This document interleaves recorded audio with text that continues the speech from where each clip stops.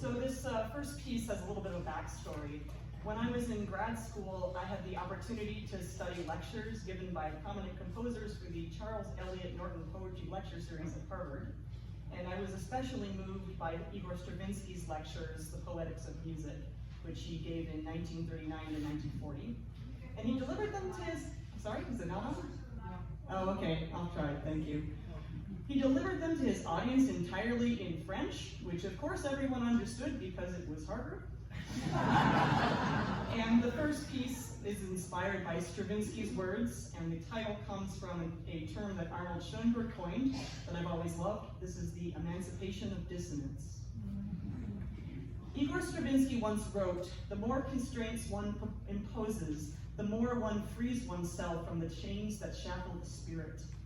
This from the man who wrote Rite of Spring, music that started a riot the first time it was performed, who pulled polyrhythms from the ethos of nothing, and with nimble fingers pounding the keys of a piano, beat primordial anger into our consciousness. Music exists in a temporal space where the laws of life and death apply, a natural progression of dissonance and congruence, the rhythmic pulse of the meter like a heartbeat slackening and quickening, like the consequence of pitches weaving a sonic tapestry for our ears to come together and disappear from our perception once the last chord has vibrated away. In this way, music is most like a human life. Our memories are echoes from the past. Sounds have a way of becoming an identity, the whorls of a fingerprint pressed into our ears, imprinting ourself in the soft wax like the grooves of a record. Our melodies built note by note upon the harmonies that structure our days on earth. Absolute freedom corrupts absolutely. With nothing to guide our ear, we are lost to the random brutality of noise. Revolution without innovation is just destruction, a chaos that nothing can rein in. Dissonance is not the antithesis of harmony, but a new language to learn. Only composition born of an existing structure can fix what we break in a process of change. We can choose to sing the key we were born into, creating melodies and their offspring in the style of classics past, or modulate to a different key, a dominant, subdominant, relative minor, or parallel world where the path is less stable, but our own choice. Like music, we can live all the lives that exist in the space between first breath and last chord, be as daring as we wish or as safe. And when we tire of breaking the rules, we compose new ones. An emancipation of dissonance. We are no longer required to prepare the discordant state of our lives for the arrival of resolution unless we wish it. And when our performance is finished, the meter beating us steadily to our final cadence, the melodies separate from one another, fading from the molecules that once contained them, to return to the place where sound waves are born, where the door to creation is always open to walk through again.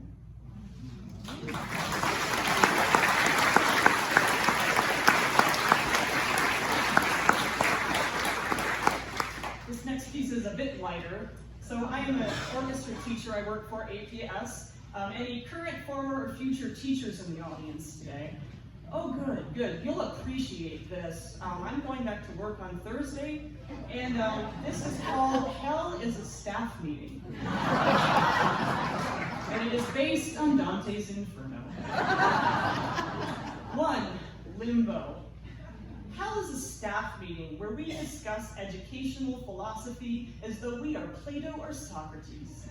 We pair and share our respective growth mindsets, the merits of having a learner-centered classroom, measurable goals for our campus's vision and values, and stare longingly at the empty table where the coffee was supposed to be. 2, lust.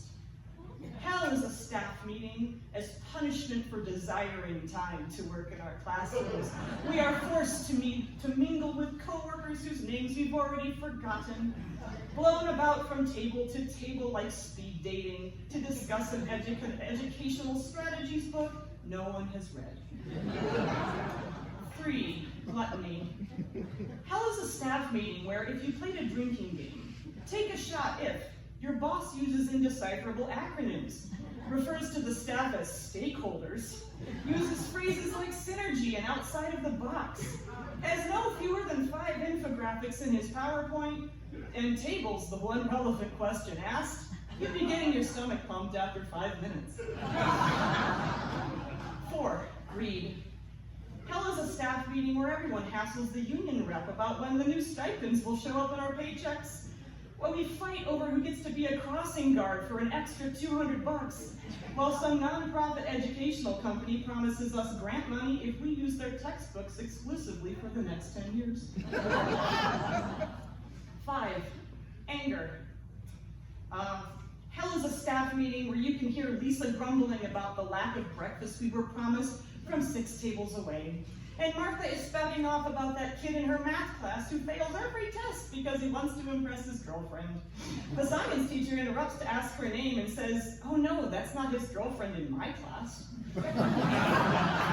They bicker while we quietly text our non-teacher friends, is your company still hiring? 6, heresy. Hell is a staff meeting like church. If you arrive on time, the meeting begins 15 minutes late. If you are 5 minutes late, the meeting is already 10 minutes in.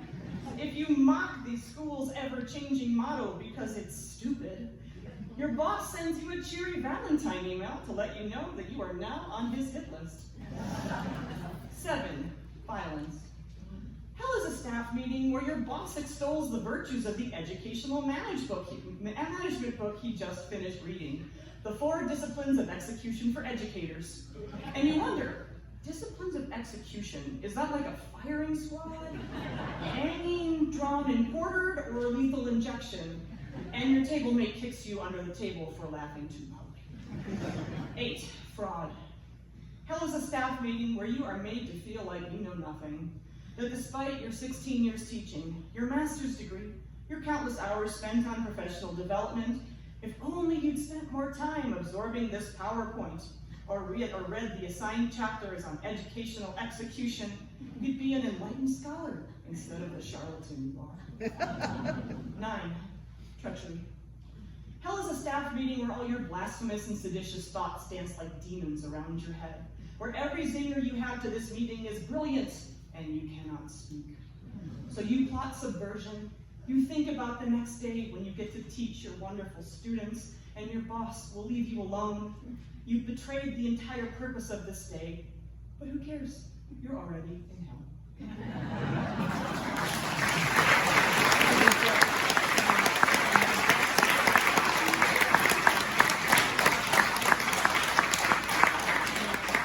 My apologies if they are current administrators. I'm sure your PDs are very relevant. My last piece is called Fantasia on a Theme. When I die, I want Fantasia on a Theme by Thomas Tallis played at my memorial. Ralph Vaughan Williams wrote it in 1910. He discovered its tune while editing a book of 16th century English hymns. Thomas Tallis was a court composer of Henry VIII and Elizabeth I. He endured the religious upheaval of those bloody courts by adapting his composition style, as one does when writing polyphony could cost you your head. Tallis was a survivor. When I no longer have a voice, his music will speak for me. When Vaughan Williams returned from the horrors of serving as a medic in World War I, he turned to composing the idyllic folk music of the English countryside to heal himself and his country. When he survived World War II, he turned his hopelessness and despair into music that cut our ears with its pain and suffering and made us wish we tried harder for peace. I want the music of a man who tried to find meaning in the futility of mankind through scoring the eternal peace that only comes when one has given their heart to song and then used the same 12 tones to punish us for our arrogance and cruelty. He is the boatman who will sing my soul into the next world. It is a complicated piece, scored for 2 orchestras and a string quartet. Like the Trinity, their harmonies nestle into one another. The Father sings an antiphony with the Son, while the quartet proceeds from the Father and the Son. The Holy Spirit speaks through the prophets, and together they are worshipped and glorified. It is music to be performed in an old stone church with gray limestone walls that arch and soar above our heads, reminding us that our mortality roots us to the stones below, as those buried beneath our feet would attest. while reaching our ears toward the sonorities of heaven that overlap and swirl like clouds ringing the most beautiful of sunsets. I'm not sure I believe in God, but I believe in a place beyond this, a place that music can bring us to, where everyone I have ever loved is waiting. Past the fading of that last G major chord, Tallis and Von Williams gather and sing. They sing for who they were and what they became. They echo my truths and whisper the secrets I never learned. Or perhaps they don't think of me at all. Like waves returning to the sea, the dead become that vast plateau of water, reaching out to the horizon as the sun begins to set. And it is music that ripples their awareness into being, like a breeze from above. The sound waves of harmony rising from our instruments to soothe into that final silence. I like to think if they played music in heaven, it would be this.